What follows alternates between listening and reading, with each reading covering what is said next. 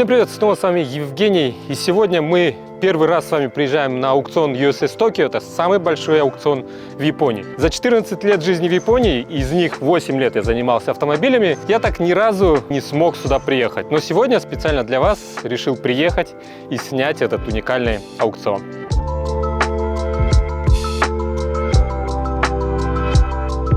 Японская система аукционов является уникальной. Такой системы нет нигде в мире. Да, можно в Штатах услышать что-то вроде аукционов в Корее, но такой налаженной системы вы не найдете. В Японии существует около 200 аукционов, и мы находимся на самом большом аукционе USS Tokyo. Аукционы японские в Японии, но здесь можно купить не только японские автомобили, но и вот такие вот немецкие автомобили, к примеру, как Mercedes G550 с левым рулем. Да, такие в Японии тоже есть, и их можно приобрести на аукционах Японии. Даже вот такой вот итальянский Lancia, или как он называется, можно приобрести. Причем он в хорошем состоянии. Такое ощущение, что их вытащили из музея, но установлены сиденья на этой машине, скорее всего, дрифтовали. Такие машины покупают не только японцы, но и покупатели из Европы. Большое количество жителей Германии покупают машины немецкие именно в Японии, потому что состояние этих автомобилей здесь намного лучше, чем в Европе. Конечно, гуляя по стоянке аукциона USS, хочется вам показать все машины, посидеть во всех автомобилях, показать все модели, которые есть на японском рынке. Но стоянка настолько огромная, чтобы здесь передвигаться, нужно использовать или машину, что-то вроде автобуса здесь ездит маленького, или стоят велосипеды, я так понимаю, они для общего пользования. Можно взять велосипед и поехать в другую часть стоянки и найти тот автомобиль, который вы хотите приобрести. Конечно, для идеальной работы системы она контролируется государством. Здесь не может любой желающий купить себе автомобиль, нужно обязательно быть членом аукциона, поэтому на аукционах работают только профессионалы. Компании, дилеры, то есть вы или я, просто обычный человек, который хочет купить себе автомобиль, не может это сделать. Но что делать, если вы все-таки хотите приобрести, к примеру, вот такой вот практически новенький Toyota Prius? Для этого существуют компании или дилеры, которые помогают купить автомобиль с аукционов в Японии.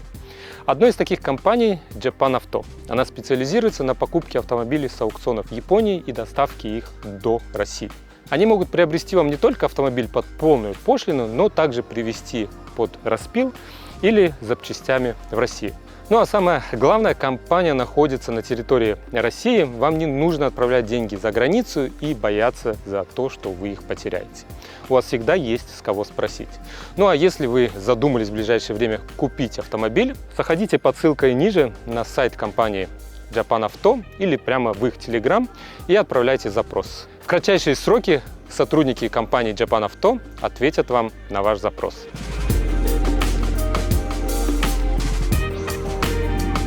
Как же работает система аукционов? Все начинается с автомобиля, а именно с его осмотра. Прежде чем выставить автомобиль нужно проверить. И, конечно, это делают специалисты, сотрудники аукциона.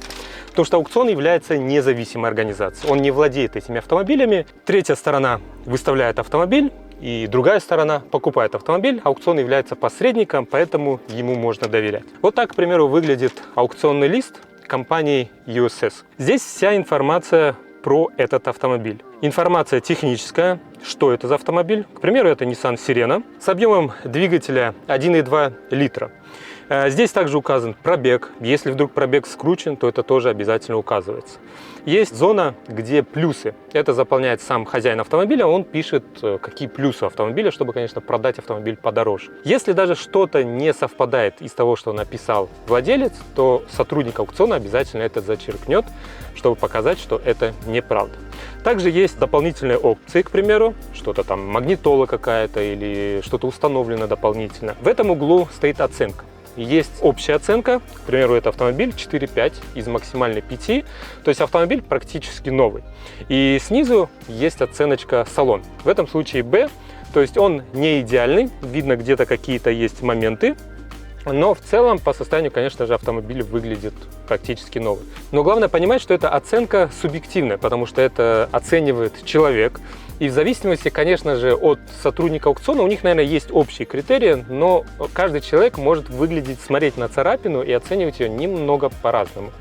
Особенно их оценка будет отличаться от вашей оценки, если вы приобрели свой автомобиль. Потому что свой автомобиль, царапина на нем выглядит намного больше, когда вы смотрите автомобиль чужой просто на стоянке, и который вы просто оцениваете как часть вашей работы. Но на 80%, конечно же, информация, она совпадает с состоянием автомобиля. Снизу уже комментарии сотрудника, то есть где царапины, где вмятины, потертости, ржавчина, там шум в двигатель, масло течет. Все это написано здесь. Ну и на схеме автомобиля показаны, где есть царапины, к примеру. В этом случае с левой стороны на нижнем обвесе есть царапина А1. Это вот буквально тоненькая, практически незаметная царапина. Можно ли верить этому аукционнику? Да, как я уже сказал, для этого есть аукционы, являются посредниками, гарантами. Но в зависимости от аукционов критерии оценки варьируются. Это раз. То есть, к примеру, есть USS аукционы, есть TA аукционы. И доверие к аукционам TA намного больше, потому что этими аукционами владеет сама компания Toyota, и критерии у них очень высокие. То есть та же самая царапина, к примеру, если А1 на USS аукционе вы увидите ее на двери, то на аукционе TA, скорее всего, вы даже не найдете эту царапину. И в этом есть небольшие такие отличия, которые, конечно же, известны в основном дилерам. И обычному человеку непонятно, почему на одном аукционе машина дороже уходит, на другом дешевле, хотя по оценке они могут отличаться. Всю терминологию вам объяснять не буду. Сделают главные еще акценты, которые я забыл сказать. Аукционники в основном заполняются вручную, поэтому сравнить где-нибудь картинки очень сложно. Каждый японец пишет так невнимательно, поэтому требуется немного времени, чтобы привыкнуть и читать японские аукционники. Второй главный момент – это год производства, а точнее регистрация. Вот в этом углу стоит год и месяц регистрации автомобиля. В Японии не указывается год и месяц производства. Проблема в том, что когда ввозите, к примеру, в России, то там важен год и месяц производства. Это, конечно, можно все пробить на определенных сайтах, но всегда ориентируется по аукционнику. К примеру, здесь формат нестандартный, кстати, в Японии. Здесь написан второй год, 10-й месяц. Вы можете подумать, что второй год это, наверное, 22-й год. Нет. В Японии есть свое летоисчисление, и при смене императора оно обнуляется. Сейчас у нас император буквально недавно, 5 лет, поменялся назад. И сейчас написано, что машина была зарегистрирована 2-го года правления императора Рейва, 10-й месяц. Это получается, сейчас у нас 5-й год. Это 3 года назад, это 19-й год. Да, наверное, если не важно. Нет, 20-й год.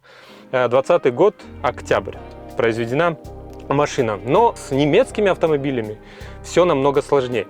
Если это автомобиль куплен, к примеру, с салона, то, скорее всего, его привезли, зарегистрировали, и поэтому разница с производством небольшая. Но иногда бывает, что это старые автомобили привозят в Японию, и в японских документах указывается год регистрации на территории Японии. Поэтому вы можете увидеть, к примеру, там немецкий старый автомобиль, там BMW, Mercedes, и увидеть, что там год регистрации написан там 20-й год или 22-й год, но вы глазами понимаете, что этот автомобиль старый.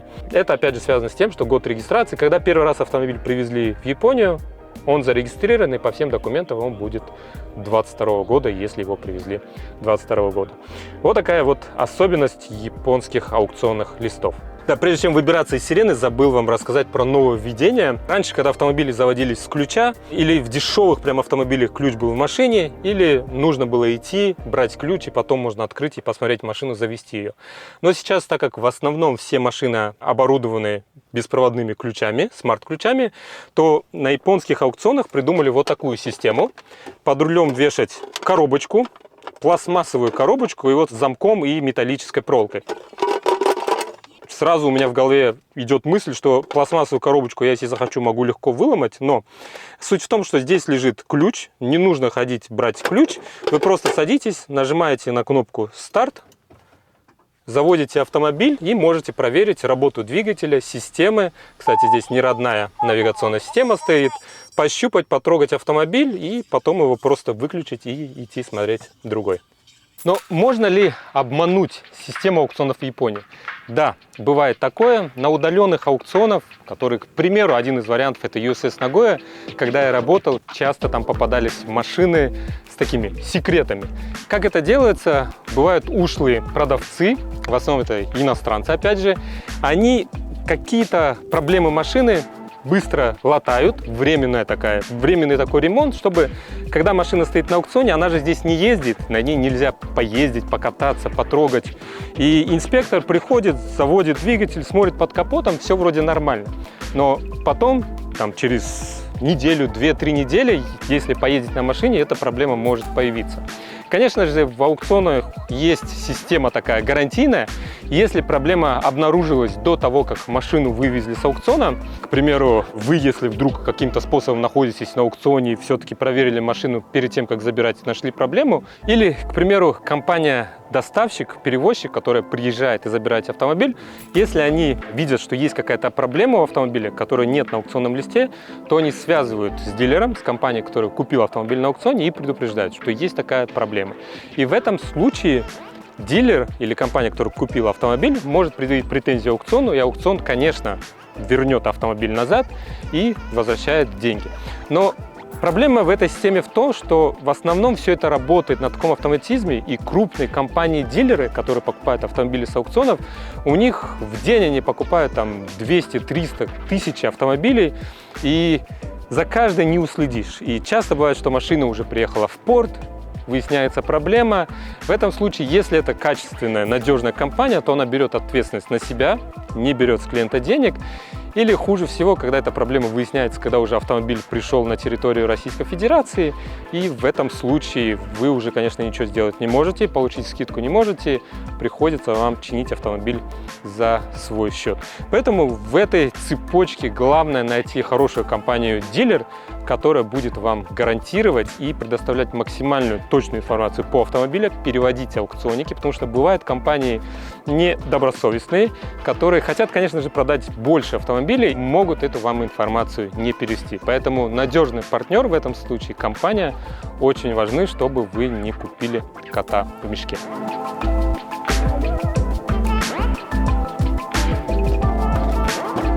Но в некоторых машинах даже лежат запаски, они всегда остаются в машине, когда выходят с аукциона, но в зависимости от стран, в какие-то страны нельзя вводить резину, в какие-то можно.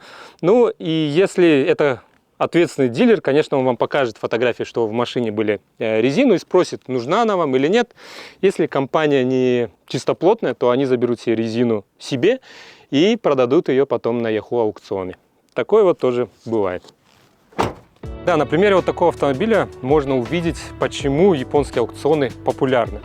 Это то, что в Японии машины практически в идеальном состоянии, особенно вот такие вот. Такое ощущение, как будто вышли из музея, поставили их здесь на стоянку и решили продать. Поэтому, опять же, аукционы японские популярны, нежели, к примеру, корейские, где автомобили не в таком хорошем состоянии, где система аукционов не так работает. Поэтому, к примеру, в японские автомобили можно по интернету пробить изначальную информацию, какой у нее был аукционник.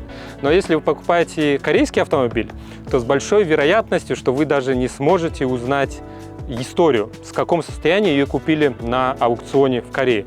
И этим пользуются некоторые дилеры. Они покупают битые автомобили в Корее. Из-за того, что невозможно узнать эту информацию обычным пользователям, они ее ремонтируют и потом продают на территории Российской Федерации как небитую, не крашеную, без пробега по РФ.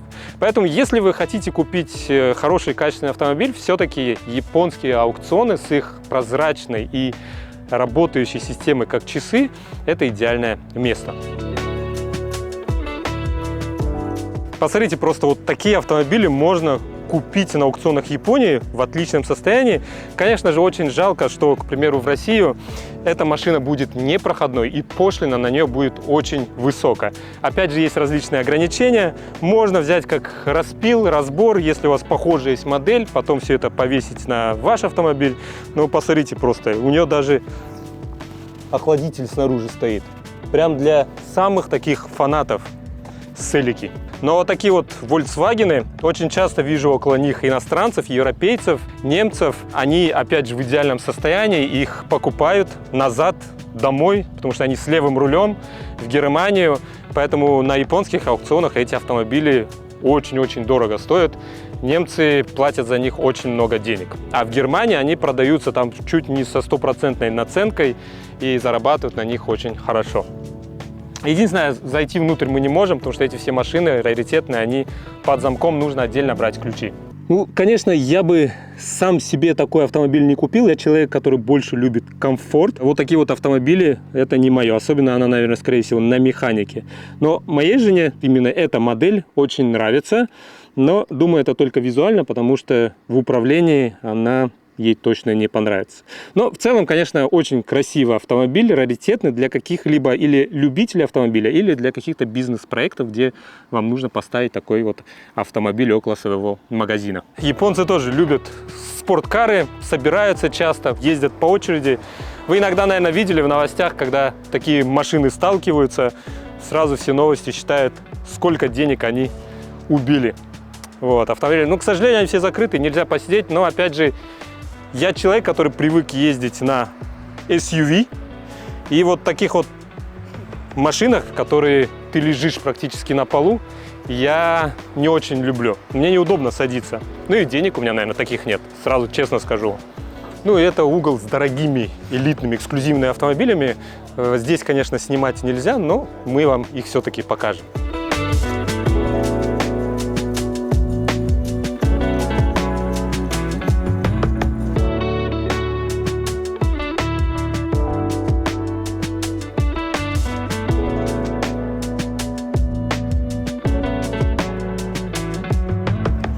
Ну а это сегодня автомобиль, который стоит первый, встречает всех тех, кто приходит на аукцион. Nissan GT-R, даже не знаю, какого он его года. На аукционнике 46-й, Showa, 46-й год. Он где-то 60, 70 какого-то года. Как же покупают автомобили на аукционах? Позади меня стоит главное здание аукциона USS Tokyo. В отличие от других аукционов, это огромное здание, в котором находится два огромных зала с мониторами. Одновременно на аукционе торгуются 12 автомобилей. Поэтому вы увидите 12 больших мониторов. В залах стоит большое количество мониторов с пультами, через которые покупаются автомобили.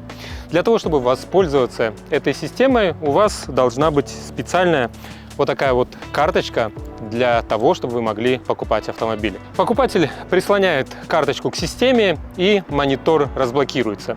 Здесь вы можете найти свой автомобиль по номеру лота, просмотреть последнюю информацию, и в тот момент, когда будет торговаться автомобиль, покупатель берет пульт соответствующего цвета и делает ставки. Торги проходят буквально 10-15 секунд. Ну, в исключительных случаях, если автомобиль очень дорогой, как, к примеру, стоял Nissan GT-R, там торги шли почти минуту.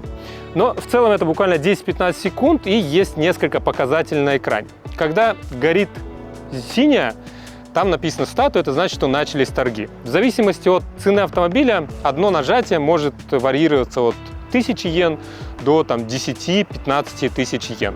И торги идут до того момента, пока не останется один человек, который сделает свою ставку. Одно из условий – этот человек не может сам себя перебивать. То есть, если человек нажал ставку, к примеру, 120 тысяч йен, и больше никто не покупает, то он не может нажать еще раз и поднять ставку. И в этом случае появляется такая ситуация, когда машина не продана, потому что у автомобиля есть минимальная желаемая цена, за которую хочет владелец продать автомобиль. И если цена не достигается, то в этом случае появляется коричневый индикатор и написано «на горе», то есть машина не продана. Но если все-таки цена доходит до желаемой и выше, то загорается красный индикатор, где написано, что урикири, то есть значит, машина при любой следующей ставке будет продана покупателю. И здесь возникает ситуация, о которой не все покупатели автомобилей понимают или знают. То есть торги происходят как в зале, вот в этих двух больших залах, также аукцион предоставляет доступ удаленно.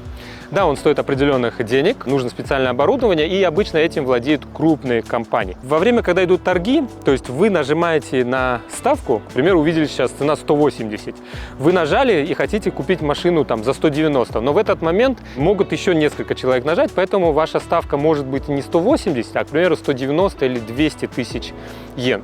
И для этого каждая компания, дилер оставляет за собой право пережать или купить автомобиль немного дороже, чем вы хотели бы. То есть, к примеру, вы просите компанию-дилера купить автомобиль за 1 миллион. Но из-за вот этой системы, то, что одновременно много людей нажимают, и ваша ставка может быть не первой, а третьей, четвертой, дилер всегда может купить машину дороже. К примеру, не за 1 миллион, а за 1 030 000, 40 или 50 тысяч йен, в зависимости от правил компании. Бывают еще моменты, кстати, когда прямо перед самими торгами в машину внесли какие-то изменения. Аукцион нашел какую-то проблему. К примеру, там, не знаю, увидели, что все-таки у нее масло течет, и аукцион прямо перед торгами объявляет, что у машины есть изменения, у машины, к примеру, есть потеки масла. И в этом случае люди, которые покупают автомобиль, они уже не успевают связаться с конечным покупателем и предупредить о том, что у машины течет масло. И в этом случае машину не покупают. Есть еще одна, кстати, система. Некоторые крупные компании ставят все на автомат. То есть они вбивают в систему максимальную свою ставку, и сам аукцион торгуют вместо компании. И в этом случае, если появляются вот такие изменения, то система аукционов сбрасывает такие автоматические ставки, и машины не покупают.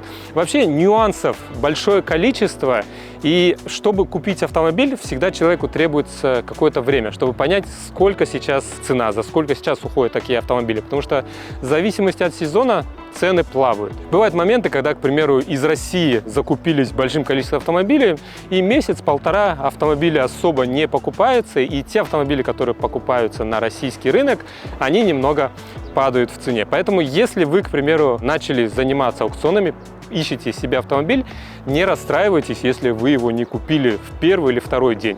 Иногда требуется пару недель, чтобы понять, какая вам нужна ставка. В этом случае вы, к примеру, если не можете никак купить автомобиль, то вам нужно или снизить критерий, то есть ставить на машине немного похуже состояние, или же поднять свою ставку и купить тот автомобиль, который хотите вы, но немного подороже.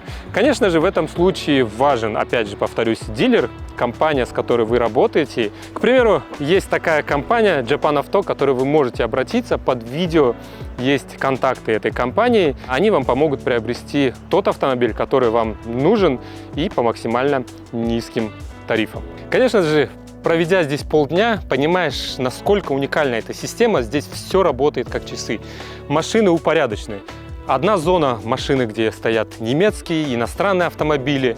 Другая зона, где находятся японские автомобили. Маленький уголок с дорогими элитными автомобилями, где стоит даже охранник. А некоторые автомобили вообще огорожены сеткой, и подойти к ним нельзя. Ну или, к примеру, вот такая вот на крыше полный ряд стоит только японские кейкары.